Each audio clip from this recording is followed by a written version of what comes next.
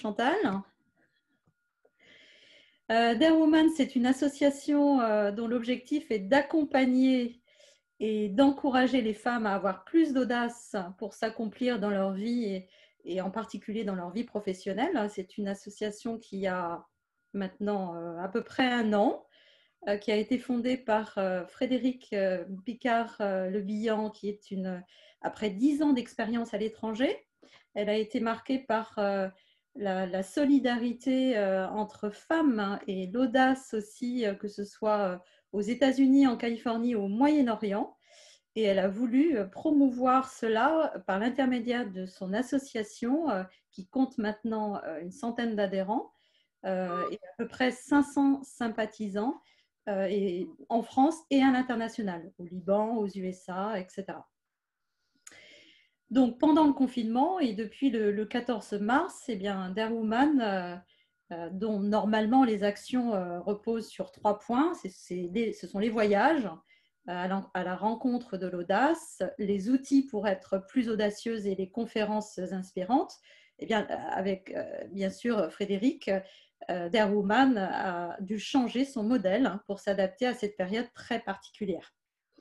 Donc, on a aujourd'hui 2 nouveaux objectifs. C'est d'être utile durant cette période de confinement à tous les adhérents et tous les sympathisants, et aussi de répondre, ça c'est notre 2e objectif durant le confinement, à des objectifs solidaires pour les plus faibles, donc de répondre à des objectifs solidaires pour la société civile, et notamment on mène des actions avec 2 EHPAD. Pour ce qui est de vous être utile en tant qu'adhérente et sympathisant, nous faisons actuellement des Dare Chats avec certaines personnalités. On a reçu par exemple récemment 2 navigatrices qui ont pu nous expliquer comment elles vivaient le confinement durant leur travail. Et à côté de ça, ce qu'on vous propose, et en particulier aujourd'hui, c'est la mise en œuvre de Dare Chat experts qui mettent l'accent sur une expertise pour vous donner de l'info. Donc aujourd'hui, je vais interroger Margot Crédet, qui est une experte en RH. Moi, en tant que chef d'entreprise, j'ai créé une entreprise il y a maintenant à peu près 3 ans. J'ai une boutique physique qui est actuellement fermée.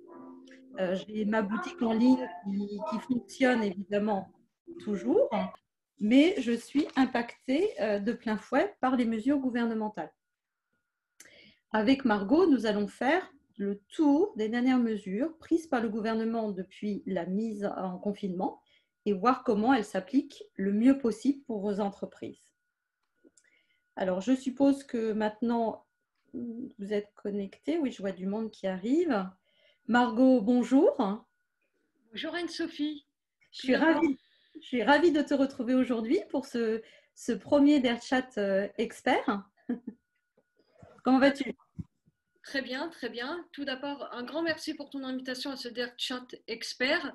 Je pense que c'était effectivement important d'aborder tout ce qui est question au droit social, puisque depuis le confinement, il y a un vrai chamboulement du droit social, puisque nos méthodologies de travail ont beaucoup changé depuis le fameux discours de Macron au début mi-mars, et que hier, il y a de nouveau eu le discours d'Emmanuel Macron et ce matin, le discours de Bruno Le Maire, qui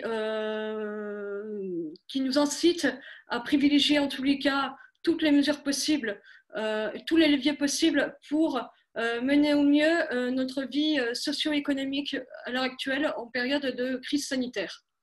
Donc c'est pour cela que je vous ai préparé un PowerPoint pour mieux comprendre et mieux visualiser tout ce qui est mis à votre disposition, à vous en tant qu'employeur et en tant que salarié, pour savoir quels sont vos droits et devoirs pendant cette crise sanitaire.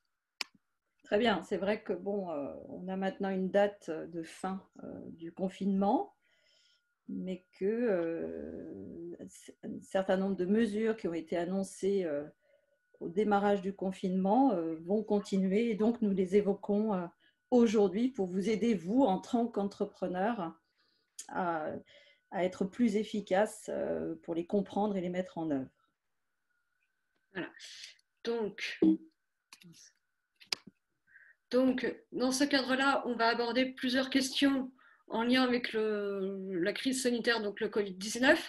On va regarder comment on peut mettre en place le télétravail pour ceux qui le peuvent, quels sont les postes qui ne peuvent pas être éligibles au télétravail, dans quelle situation on peut embaucher un collaborateur en période de coronavirus. Idem pour la question de la période d'essai, savoir comment on arrive à gérer une période d'essai pendant le coronavirus, quelles sont les modalités et quel est le dispositif du chômage partiel, comment on gère les congés payés, les RTT et le CET pendant le coronavirus, quelles ont été les dérogations de la durée légale du temps de travail, est-ce qu'il est possible de travailler pour une autre entreprise? Si oui, quelles sont les modalités? Quels sont les types d'arrêts de travail qui ont été mis en place par le gouvernement? Ok, alors je précise qu'effectivement, Margot, en amont, on a récolté pas mal de questions de nos adhérents et nos adhérentes, évidemment, que du coup, ton exposé répond déjà à pas mal de ces questions. Donc, on va rester une quarantaine de minutes ensemble, 45 minutes. Vous pouvez évidemment utiliser l'icône converser pour écrire de nouvelles questions et nous essaierons dans la mesure du possible d'y répondre, bien sûr. Alors, que dit la loi? Alors, la loi, à ce jour, dit que ça incombe à l'employeur de prendre toutes les mesures nécessaires pour assurer la santé et la sécurité des salariés. C'est bien écrit dans les textes de loi, donc ce n'est pas parce qu'il y a le coronavirus qu'on doit déroger à ces règles-là. Et c'est dans l'intérêt unique des salariés, mais aussi de l'entreprise, que l'employeur respecte ces deux règles-là. Pour cela, il a plusieurs leviers possibles. Donc, il y a la mise en place du télétravail. Ce qu'on sait aujourd'hui, c'est qu'il y a un salarié sur 5 qui est en télétravail. Il y a 4 emplois sur 10 qui peuvent être considérés en télétravail. 60% des salariés y aspirent. Les avantages du télétravail permettent, 1, de limiter les déplacements, 2, d'optimiser l'organisation, 3, de faire face à des événements exceptionnels tels que le coronavirus à l'heure actuelle, 4, laisser plus d'autonomie et donc faire confiance aux salariés, et 5, bien évidemment, cela permet au global d'augmenter la productivité de l'entreprise. Donc ça permet de ne pas perdre la motivation et la productivité de l'entreprise. La mise en place de télétravail peut se faire sous 3 formules, soit via un accord d'entreprise, soit via une charte élaborée par l'employeur après avis du CSE s'il existe, soit par un accord mis en place entre l'employeur et le salarié par tout moyen. Donc ça peut être par mail, par écrit, par oral, par téléphone, par Skype, par Zoom, voilà. Si l'employeur désire refuser la mise en place du télétravail pour son collaborateur, cela doit être motivé.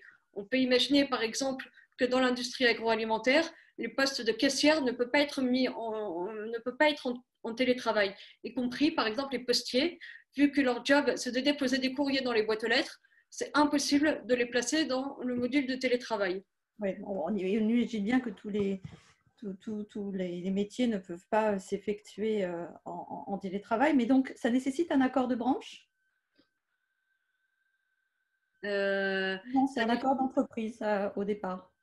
Alors, ça peut nécessiter en fait, ça dépend comment est organisée l'entreprise avant le coronavirus. Il y a certaines entreprises, effectivement, qui avaient mis en place un accord d'entreprise pour expliquer tous les dispositifs du télétravail lorsque c'était pérenne et qu'elles autorisaient déjà les collaborateurs à être en télétravail. Très bien. Voilà. Aujourd'hui, on sait qu'il y a des emplois, comme je viens de le citer avant, qui ne sont pas éligibles à la mise en place du télétravail. Pour autant, l'employeur doit respecter donc toutes les mesures sanitaires qui ont été mises en place par le ministère du Travail et aussi par le ministère de la Santé. Donc, à savoir qu'il faut respecter les 1 mètre de distanciation entre les collaborateurs, à savoir qu'il faut respecter les gestes barrières qui sont très simples et très efficaces, c'est-à-dire se laver les mains très souvent via du gel hydroalcoolique, via du savon, via des mouchoirs, mettre en place des poubelles, mettre en place le lavage du sol, des portes, des poignées, limiter au maximum les réunions, parce qu'effectivement, là, on respecte moins les gestes barrières. Et évidemment, bien évidemment, tout ce qui est de l'ordre des déplacements qui ne sont pas indispensables doivent être annulés ou reportés ultérieurement au 11 mai. Donc, autant les planifier, j'ai envie de dire, mi-juin, c'est ce qui est le plus facile. Il faut savoir qu'aujourd'hui, Édouard Castagnère a dit qu'il fallait, pour se déplacer sur son lieu de travail, il fallait être muni du justificatif de déplacement professionnel. Ce justificatif de déplacement professionnel doit être remis par l'employeur. C'est lui qui date et signe et qui autorise son collaborateur à se déplacer sur son lieu de travail. Oui. C'est vrai qu'on a vu dans les bureaux de poste, on a vu dans l'agroalimentaire, au départ, ils n'étaient pas bien équipés. Puis depuis, on a vu la mise en place de toutes les règles de distanciation, même dans les pharmacies aussi, les choses semblent efficaces et semblent être respectées et de manière à pouvoir continuer, enfin, s'il n'a jamais été arrêté, ou même reprendre un travail s'il avait été arrêté, parce qu'effectivement, il ne peut pas être effectué en télétravail. Effectivement, tu as raison, Anne-Sophie. Certains collaborateurs ont usé d'un levier de droit du travail auquel on y a le droit, qui s'appelle le droit de retrait.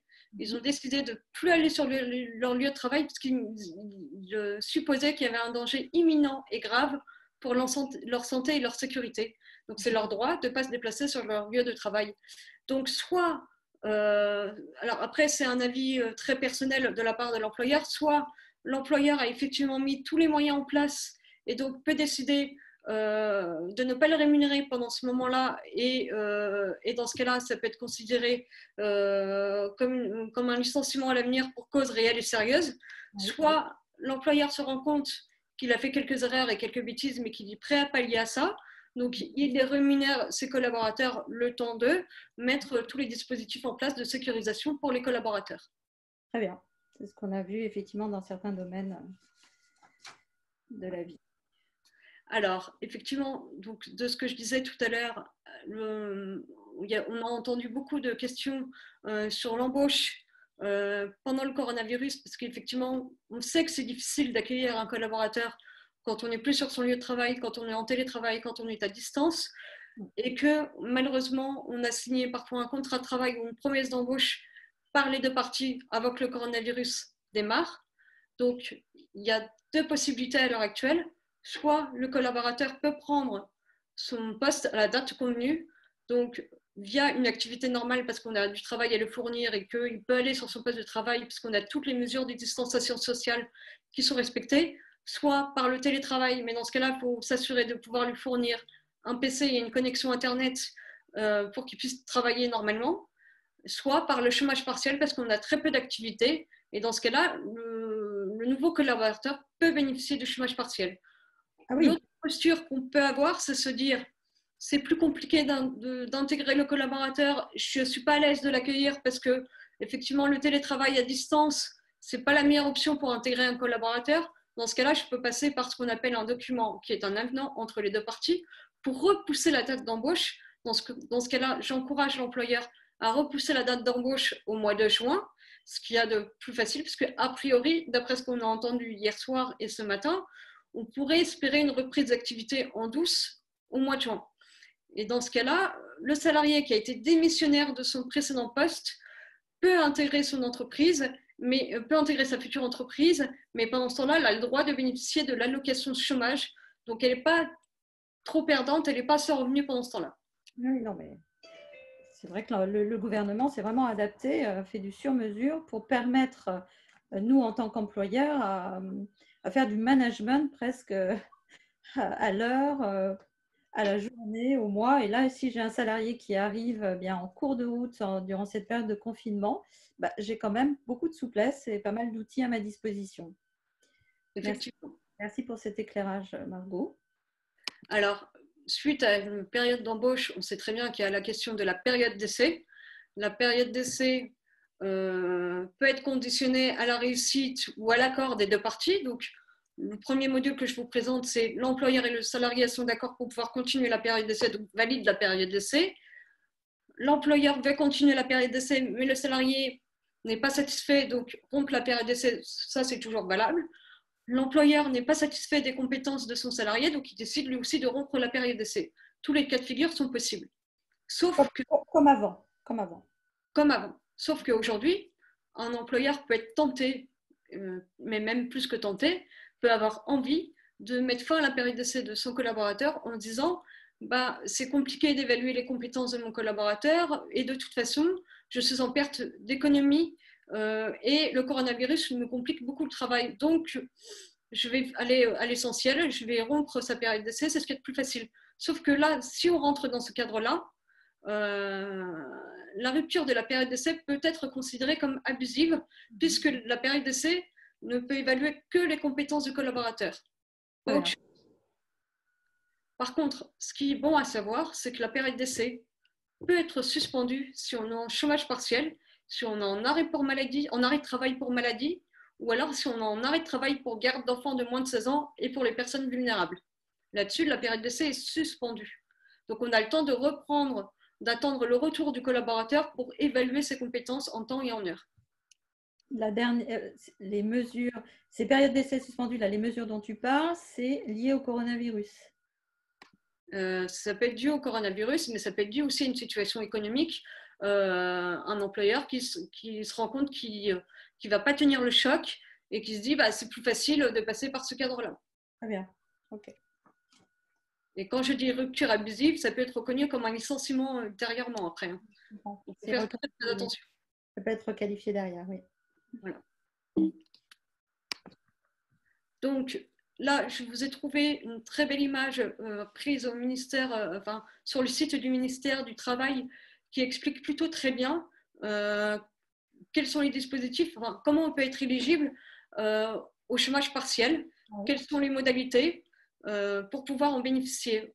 La première question à se poser, c'est est-ce que le secteur est concerné par un arrêté de fermeture? Si oui, on peut être éligible effectivement au chômage partiel. Sinon, on se repose l'autre question, est-ce qu'on est confronté à une réduction ou à une suspension d'activité liée à la conjoncture économique ou liée à l'approvisionnement de matières premières? Si c'est oui, on peut effectivement mettre son collaborateur au chômage partiel. Si c'est non, on se pose la dernière question qui est à savoir, est-ce qu'on peut mettre en place le télétravail? Est-ce qu'on peut respecter les gestes barrières?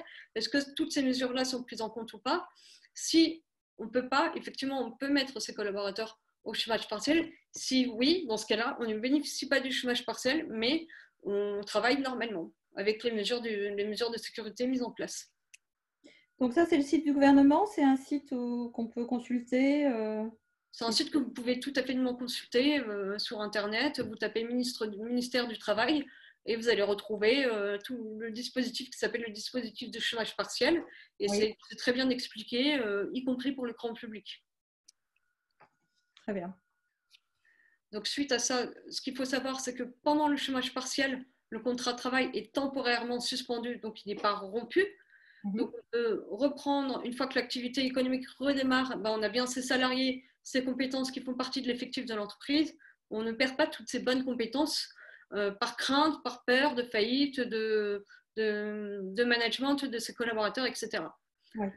Ce qu'il faut aussi savoir, c'est qu'il y a deux méthodologies pour mettre ses salariés au chômage partiel. Soit on les met en chômage partiel à temps complet parce qu'on est concerné par une fermeture de l'entreprise temporaire, soit on décide de les mettre au chômage partiel à temps partiel, donc à mi-temps, parce qu'on est concerné par une réduction du volume horaire de travail. Et donc dans ce cas-là, on peut décider de mettre son collaborateur 3 jours au chômage partiel et puis 2 jours en télétravail, mais on n'a pas assez de travail pour lui fournir une semaine complète de travail. Et là encore, c'est très souple parce que ce n'est pas forcément du chômage partiel à 100%. On peut adapter selon les besoins que nous avons, le travail à donner, les heures travaillées, mettre le salarié en partie en chômage partiel et en partie en télétravail. Exactement. Et puis, on a, ce qu'il faut savoir, c'est que si on est mis au chômage partiel, imitons le 20 avril, cela peut être valable, donc le 20 avril 2020, cela peut être valable jusqu'au 20 avril 2021, la mise en place du chômage partiel de ses collaborateurs. Ça durerait 12 mois.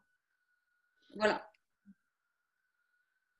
Donc, comment on fait pour pouvoir accéder à la demande du chômage partiel? Donc, il y a une possibilité, on peut faire une simulation en ligne via simulateur ap.emploi.gouv.fr qui permet de mener une simulation et de voir combien à peu près ça va nous coûter le chômage partiel. Parce qu'il y a des situations ou le reste à charge est incombe à l'employeur selon les salaires du collaborateur. Oui, on le verra après, ça, je pense. On va l'aborder plus tard, oui. Oui, je pense aussi. Je pense que c'est important d'aborder ce sujet-là. Ouais. Donc, avant de demander le chômage partiel, dans les entreprises où il y a plus de 50 salariés, on doit informer et consulter le CSE. Et dans ce cas-là, on a 2 mois pour transmettre l'avis du CSE avec le motif de circonstances exceptionnelles et coronavirus auprès du site en ligne qui s'appelle activitépartielle.emploi.gouv.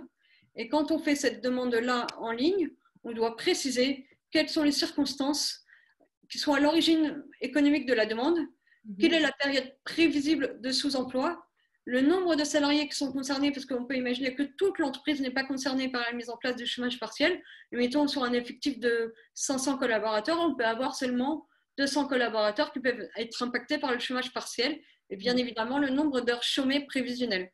Je précise bien que c'est du prévisionnel parce que ça peut évoluer en fonction du temps. Soit on se rend compte que finalement on s'en sort plutôt bien et du coup on a besoin de moins de chômage partiel, soit on se rend compte qu'on s'en sort moins bien et dans ce cas-là on va faire une demande plus élevée en termes horaires.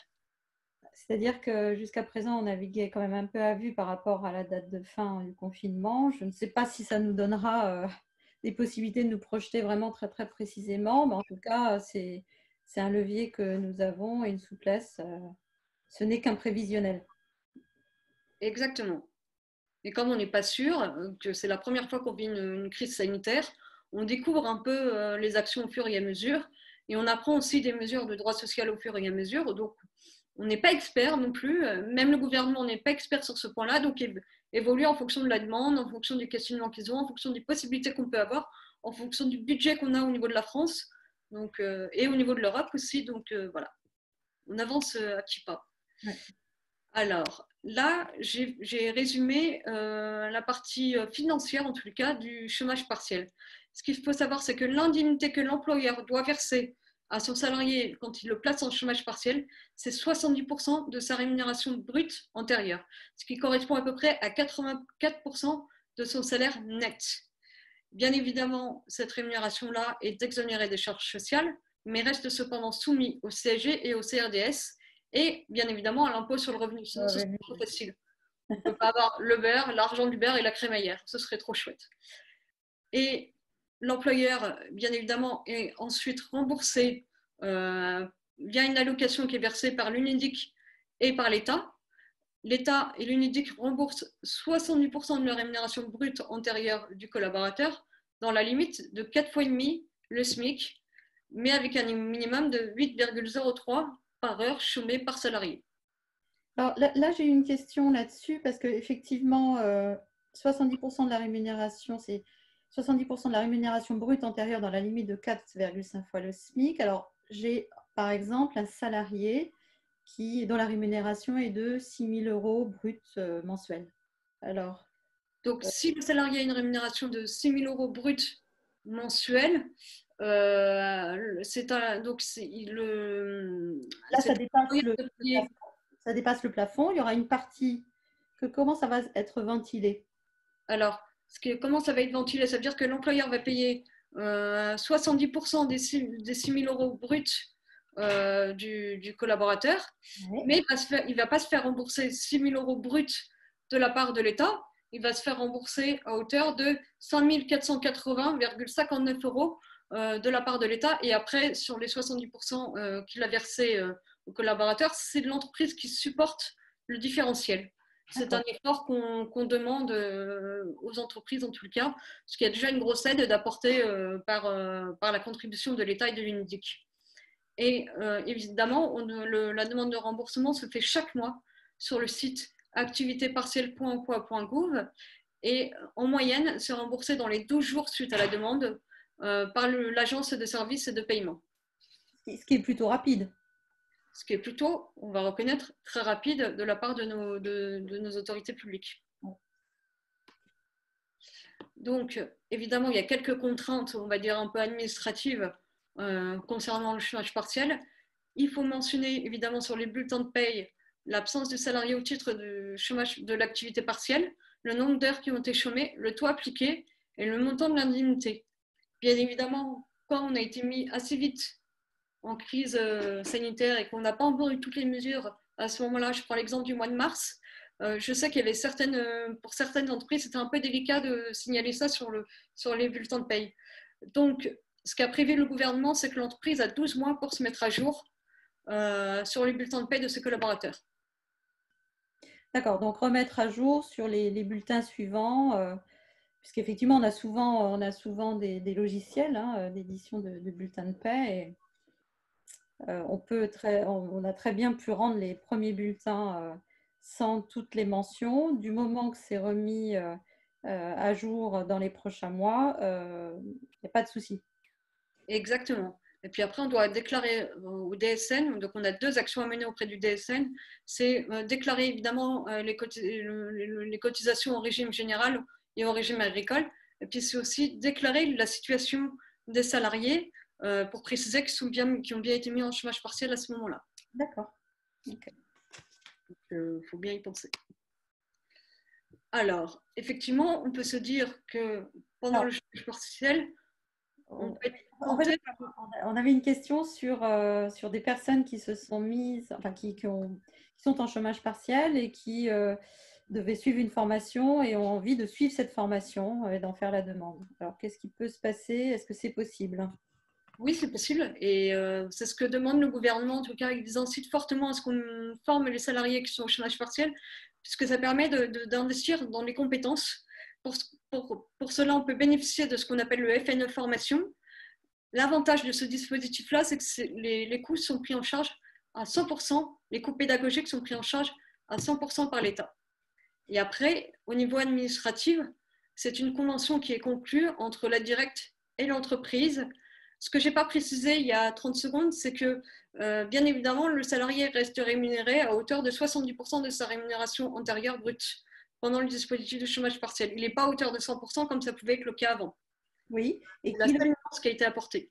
Qui le rémunère, donc c'est l'entreprise. C'est toujours l'entreprise qui le rémunère. C'est toujours l'entreprise. Le but de ce dispositif, c'est effectivement de permettre aux collaborateurs de progresser dans sa carrière, de se préparer à trouver un autre emploi ou de s'adapter aux besoins du marché du travail.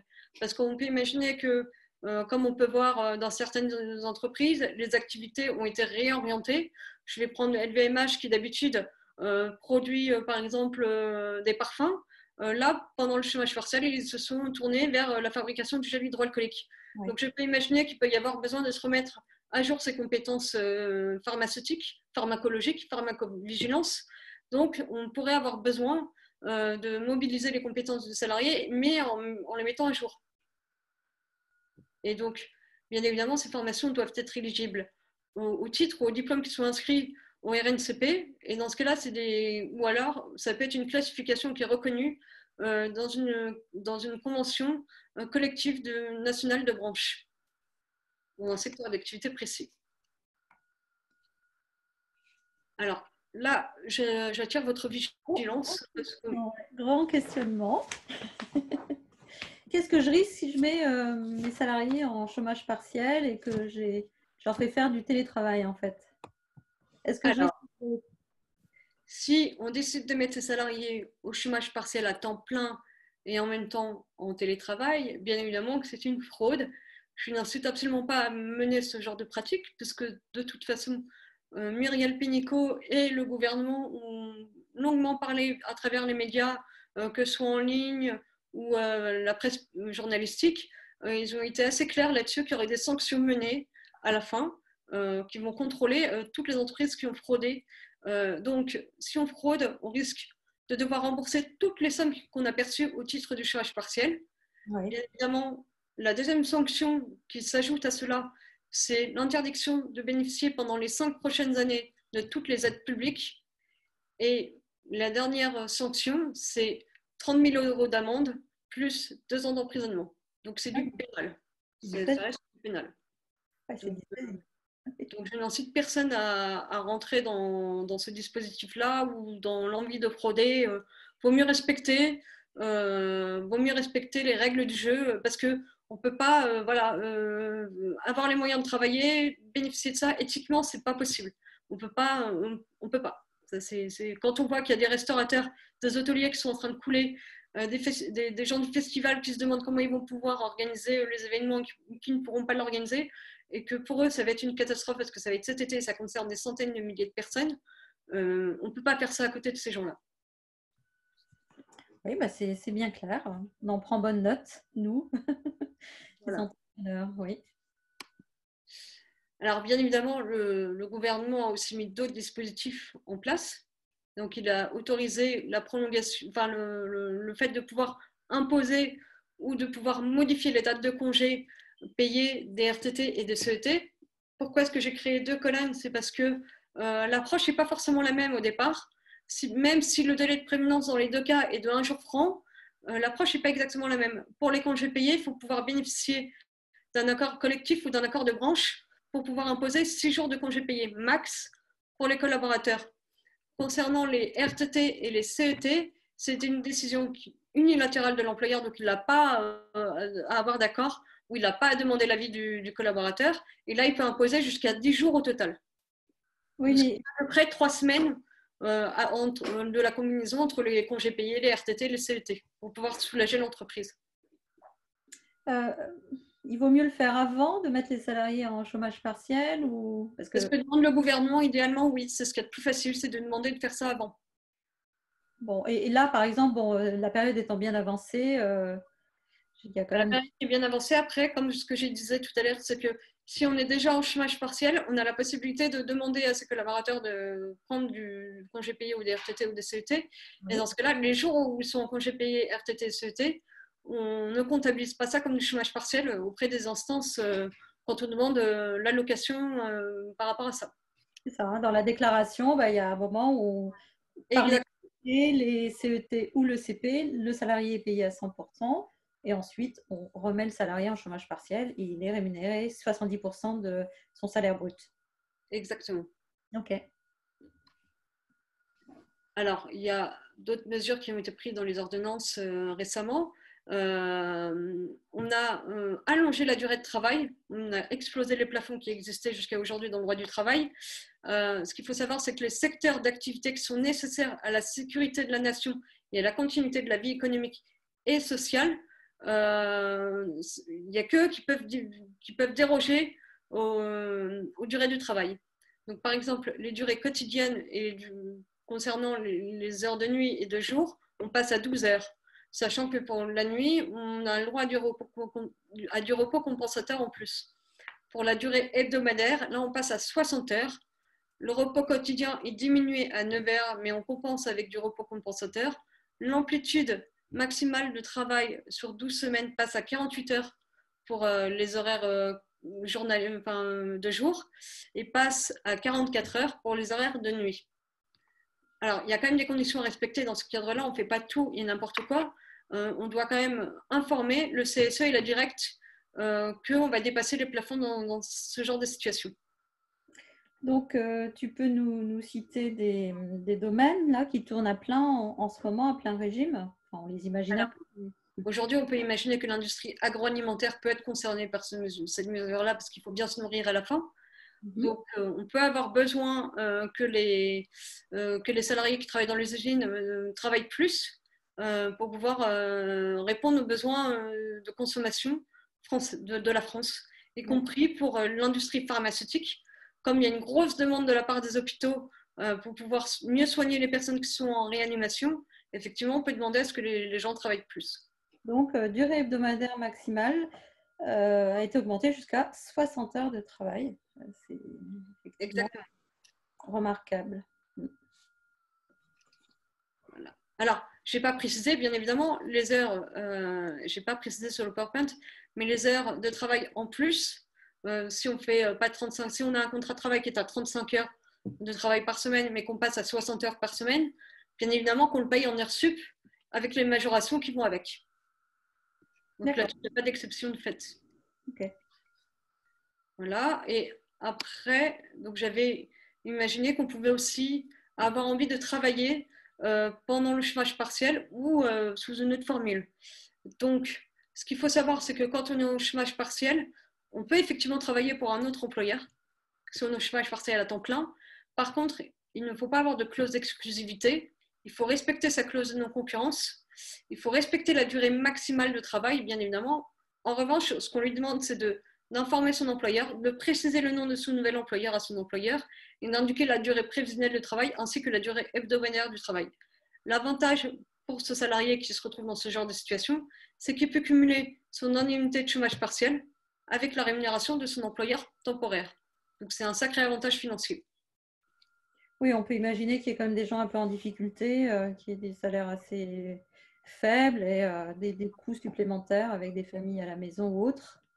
Exactement, on peut imaginer qu'il y a des salariés voilà, qui n'ont pas une super belle fiche de paye, qui sont un peu ric-rac, parce que finalement leur salaire est tombé à 84% de son salaire net précédent, ouais. Ils ont plusieurs enfants à nourrir, etc. Et ben, il a envie de travailler en plus, quelques heures en plus, en tous les cas, pour subvenir aux besoins de sa famille, on l'autorise. Ne serait-ce que pour combler cette différence, effectivement. Exactement, ça a été conçu pour ça. De l'autre côté, on peut aussi avoir des entreprises qui ont des collaborateurs, qui vont demander à leurs collaborateurs, ça se passe sur la base du volontariat, de travailler pour une autre entreprise qui s'appelle une entreprise utilisatrice. Dans ce cas-là, on maintient le contrat de travail du collaborateur, on le paye son salaire à 100%. Par contre, on demande à l'entreprise utilisatrice de rembourser, de nous rembourser en tout cas le salaire qu'on verse au collaborateur en question. Oui. Alors, oui. Il y a deux conditions à remplir. Il faut établir un avenant entre le collaborateur qui est mis à disposition et l'entreprise utilisatrice pour se mettre d'accord sur les termes. Et il y a une convention à mettre en place entre l'entreprise utilisatrice et l'entreprise prêteuse de main-d'œuvre. Bien évidemment, il ne doit pas y avoir de bénéfices faits dessus. Oui. C'est un but non lucratif. C'est transparent pour le salarié, mais c'est vrai que c'est un exemple important parce qu'il y a eu de belles actions d'aide et de solidarité en France, et notamment Peugeot, PSA et Air Liquide. Les ingénieurs de Peugeot PSA a mis à disposition des ingénieurs à Air Liquide pour concevoir des respirateurs, et donc il a mis à disposition des salariés à Air Liquide. Donc on se retrouve tout à fait dans le cas présent. Exactement. Et suite à ça, donc là je voulais aussi vous reparler un peu des arrêts de travail, parce qu'effectivement on entend beaucoup plus parler actuellement des arrêts de travail qui sont, j'ai envie de dire, un peu typiques. Il y a l'arrêt de travail à titre préventif, et il y a l'arrêt de travail pour garde d'enfants de moins de 16 ans ou pour garde de personnes vulnérables. Quand j'entends personnes vulnérables, c'est des personnes en situation de handicap lourde. Donc, le but, c'est effectivement, avec cette crise sanitaire, c'est de ne pas prendre du risque à l'extérieur et d'amener le virus chez soi. Donc, pour la première situation, qui est l'arrêt de travail à titre préventif, les personnes qui sont en arrêt de longue durée, qui est défini par le Haut Conseil de santé publique, et pour les femmes enceintes au 3e degré, elles ont le droit de bénéficier de l'arrêt de travail à titre préventif. Elles n'ont pas besoin d'aller chez leur médecin traitant. Et il leur suffit en fait d'aller sur le site déclare.amelie.fr. Elles avaient le droit en fait, enfin, ces personnes-là avaient le droit de bénéficier d'un arrêt de travail d'une durée de 21 jours initialement, parce que c'était prévu jusqu'au 15 avril. Finalement, là, on se rend compte qu'on est reparti sur un confinement qui a été prolongé jusqu'au 11 mai.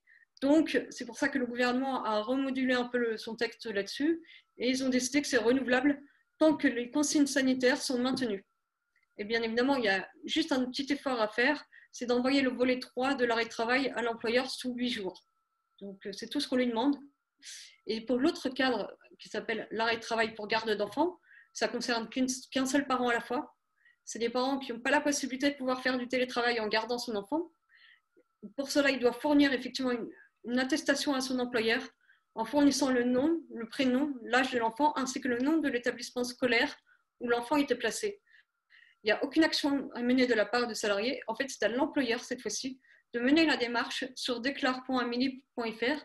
À la base, ça a été comme pour l'arrêt de travail préventif, ça a été fait pour une durée de 21 jours, renouvelable. Mais là, ça va être renouvelable jusqu'à la date de fin de fermeture de l'école ou de centre d'accueil. C'est-à-dire que si l'école réouvre, là, le salarié n'aura plus le droit à son arrêt de travail pour garde d'enfants puisque l'école est placée à l'école. Dans les deux situations, donc à savoir l'arrêt de travail préventif et l'arrêt de travail pour garde d'enfants, on n'a pas besoin de respecter le délai de carence et on n'a pas besoin d'avoir une période d'ancienneté pour pouvoir bénéficier de ces deux dispositifs. Bon, tu as bien précisé, c'était un seul parent à la fois. Je suis en télétravail, je ne peux pas me mettre en arrêt de travail pour garder mon enfant de moins de 16 ans. Maintenant, je suis en chômage partiel. Je peux bénéficier des indemnités journalières de la sécurité Non, sociale? non, on ne peut pas. Alors, tout dépend des situations de chômage partiel. Si on est en chômage partiel temporaire, donc c'est à savoir, j'ai envie de dire, 2 jours par semaine en chômage partiel et 3 jours par semaine au travail, bien évidemment que là, on peut bien bénéficier de l'arrêt de travail pour garde d'enfants parce qu'on n'a pas d'autre solution. Par contre, si l'entreprise, entre-temps, s'est mise au chômage partiel, c'est à l'entreprise d'informer Amélie, de dire qu'il a mis son collaborateur au chômage partiel. Et dans ce cas-là, son arrêt de travail pour garde d'enfants s'arrête. Ce qui est normal, c'est juste du bon sens. D'accord. Ça, c'est une question, effectivement. Et alors là, je vous ai fait un petit mémo de tous les liens qui peuvent être intéressants pour vous. Il y a le premier, c'est l'ANDRH, donc c'est l'Association nationale des DRH, sur lequel vous pouvez vérifier toutes les mesures mises en place. C'est plutôt bien fait. Alors évidemment, c'est plus fait à destination des DRH, mais là, ils ont sorti des fiches plutôt assez explicites et assez simples pour pouvoir comprendre. Tu nous les conseilles, nous, à nous, en tant qu'entrepreneurs, c'est ça? Oui, vous avez le droit de consulter. Okay. Bien sûr. Après, il y a l'autre, mais là, c'est plus à destination aussi des RH, ce qui s'appelle liaison sociale, qui explique aussi tout le droit du travail. Et en ce moment, ce qu'il faut savoir, c'est qu'ils ont rendu toutes les parties qui étaient payantes. Alors, je ne sais pas jusqu'à quand, je ne vais pas m'engager, mais pour le moment, ils ont rendu cette partie-là gratuite, ce qui est plutôt avantageuse, y compris leur magazine de liaison sociale. C'est gratuit pour le moment. Après, il y a un autre site internet qui est plutôt bien fait, qui s'appelle Village de la Justice. Alors ça, c'est un site internet plutôt vaste, élargi au niveau du droit juridique, mais il répond aussi à toutes les questions déjà en temps normal que les collaborateurs peuvent se poser sur le droit social. Et suite à la crise sanitaire, il y a une application mobile qui est apparue qui s'appelle Nos droits by Technologia, qui est plutôt bien fait.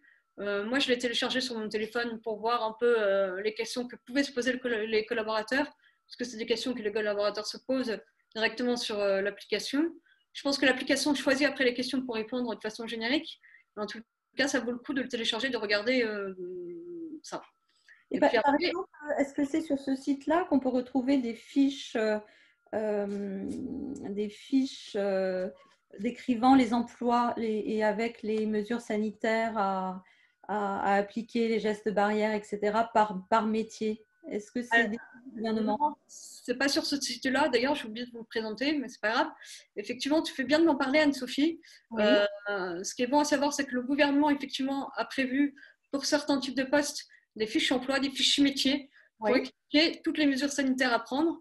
Je vous invite à y aller parce que, par exemple, pour celui qui est livreur, qui doit livrer des objets ou des colis à des particuliers, c'est très bien expliqué comment le livreur peut prendre son poste de travail dans son camion. Donc, je ne vais pas vous détailler toutes les mesures, mais c'est sur le site du ministère du Travail aussi, hein? Sur le site du ministère du Travail, effectivement. Et sur le site du ministère du Travail aussi, il y a tout ce qui est questions-réponses, tant du point de vue de l'employeur que du point de vue du salarié. Je dois avouer que c'est plutôt très, très bien fait. Ça répond très, très bien à vos questions. Et cette partie-là, en tout cas, est alimentée au fur et à mesure, puisque, comme je le disais avant, le droit du travail évolue. Et je pense que ça va réévoluer dans les jours et les semaines à venir avec la prolongation du confinement, puisqu'il y a des questions qu'on ne s'était pas posées avant, qu'on va se poser maintenant. Bien sûr. Donc, en ce moment, il y a un flou, mais je pense qu'on va avoir plus de précision dans les jours et les semaines à venir. Ça concerne les ruptures conventionnelles, puisque pour le moment, on pouvait jouer sur le délai de rétractation par rapport aux collaborateurs. Ça, c'était facile. Par contre, toute la question qui est en train de se poser sur les ruptures conventionnelles, c'est le délai d'homologation. Puisque c'est à distance, voilà, il y a plein de questions qui se posent. Il y a aussi une autre question auquel j'espère avoir plus de précision actuellement, c'est tout ce qui est licenciement. Puisque aujourd'hui, un licenciement doit se faire du visu. Du fait de la crise sanitaire, on ne peut pas le faire du visu. Je veux dire l'entretien de licenciement, oui. C'est compliqué. La question se pose, c'est est-ce qu'on pourrait faire un licenciement via la visioconférence?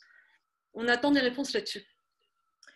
Alors, là, la conférence touche pratiquement à sa fin, hein, le DER Chat. C'était très, très riche, hein, Margot. Et vraiment, je te remercie de ton intervention. Là, je vois deux nouvelles questions, notamment, on parlait tu parlais des licenciements, mais peut-on rompre un CDD pour cas de force majeure? Ah, alors pour un CDD, si on souhaite le rompre pour un cas de force majeure, non, parce qu'il y a déjà eu d'autres situations de d'autres pandémies qui sont produites sur les dom-toms, Oui. notamment il y a quelques années. Il y avait eu des entreprises qui étaient tentées en tout cas de rompre un CDD, qui ont été sanctionnées, lourdement sanctionnées, puisque ce n'est pas considéré comme un cas de force majeure dans le sens où on était un peu au courant de ce qui se passait, on était quand même au courant qu'il y avait le coronavirus les quelques mois précédents en Chine. On commençait à entendre parler dans les médias, donc, et le gouvernement a quand même pris les mesures un peu en avance en incitant les entreprises à mettre petit à petit du télétravail auprès de leurs salariés. Donc après, c'est à la responsabilité de l'entreprise de prendre ses engagements vis-à-vis de ça. Une dernière question. Un de mes salariés est handicapé, puis-je le mettre en chômage partiel? Oui, bien évidemment, on peut le mettre en chômage partiel. Et l'avantage dans ce dispositif-là, en tous les cas, c'est qu'on peut se poser la question de la déclaration. On peut se poser la question de la déclaration obligatoire du travailleur handicapé, à savoir si c'est le quota de 1 ou de 0,5. J'ai posé la question à la GFIP il y a quelques jours, qui m'ont répondu que c'est de 1, donc en fait l'employeur ne perd rien du tout à placer son salarié en situation de handicap au chômage partiel. Très bien. Merci beaucoup, Margot. Par rapport à d'autres questions qui pourraient éventuellement arriver, nous avons noté l'adresse mail de Darwoman que vous allez voir apparaître, sur laquelle vous pouvez écrire toutes les questions concernant ce volet ressources humaines auxquelles nous essaierons bien sûr de répondre dans la mesure du possible, dans ce qu'on connaît aujourd'hui au niveau de la législation. Et puis, vous pouvez aussi, vous allez retrouver ce DER Chat Expert sur les réseaux sociaux, Facebook, LinkedIn et aussi très prochainement sur la chaîne de Darwoman sur YouTube. Et je vous donne rendez-vous, enfin, Darwoman vous donne rendez-vous pour un prochain DER Chat Expert. Le prochain, normalement, la semaine qui aura lieu la semaine prochaine, portera sur les mesures comptables. Voilà. Margot, est-ce que tu voulais encore ajouter quelque chose? J'étais surtout ravie de pouvoir échanger avec toi sur les mesures prises sur le droit social. C'est vrai que le droit social, on peut s'imaginer que c'est un peu barbare, un peu complexe, un peu flou, un peu tout ce qu'on veut, mais il faut quand même prendre conscience que... alors j'ai écouté un peu la radio ce matin, le fonds de solidarité est quand même passé de 1 milliard à 7 milliards d'euros pour aider les entreprises qui sont menacées de faillite. Et donc, ce qui correspond à peu près à un budget qu'il voudrait élargir en passant de 2 000 euros à 5 000 euros pour aider les petites entreprises qui sont en danger. Donc, je pense qu'aujourd'hui, on est dans un moment qui est assez extraordinaire, dans un moment que personne n'aurait imaginé. On est plutôt dans une société qui est soi-disant capitaliste, soi-disant très axée sur la finance, sur l'argent, sur la richesse. Là, on est en train de mettre toutes les mesures sociales qu'on n'a jamais vues, même en droit du travail. On est en train de tout exploser, les plafonds. Même les employeurs peuvent se poser des questions dessus. C'est riche d'enseignements, tant du côté de l'employeur que des salariés. Et c'est un travail collectif du point de vue de l'employeur et du salarié pour pouvoir sauver, en tout cas, notre situation économique et les entreprises. Oui. Merci beaucoup, Margot. Nous espérons, j'espère que ta famille, que vos familles vont le mieux possible en ces périodes compliquées. Et bien, je vous dis à très bientôt pour le prochain DER Chat Expert, sans doute la semaine prochaine, sur les mesures financières, les mesures comptables mises à disposition pour les entreprises par le gouvernement. Au revoir. Merci beaucoup, Anne-Sophie. À bientôt. À bientôt.